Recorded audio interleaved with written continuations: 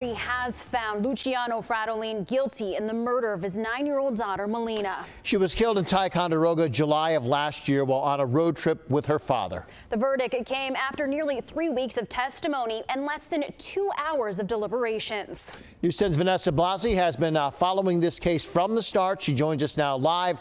What happened in that courtroom today? Quick verdict, Vanessa.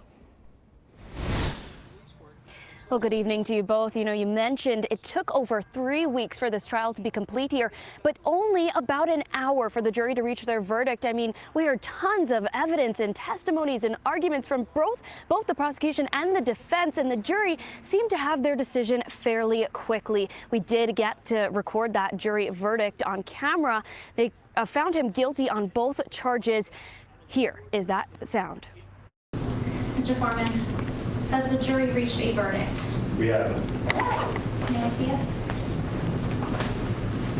As to count 1, charging the defendant with murder in the 2nd degree, what is the jury's verdict? Guilty. As to count 2, charging the defendant with concealment of a human corpse, what is the jury's verdict?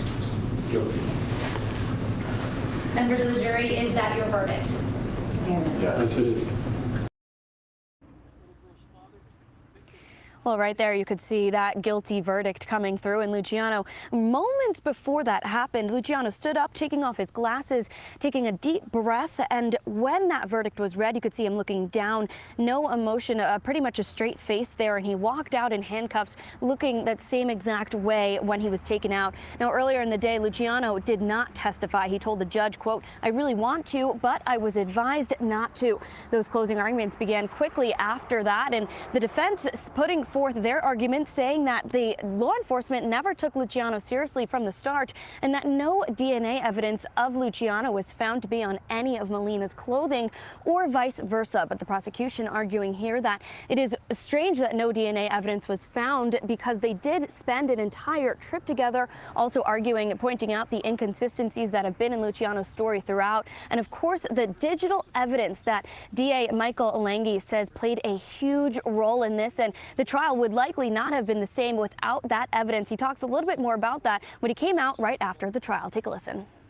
Knowing where he was and knowing he was telling people he was at other places was huge.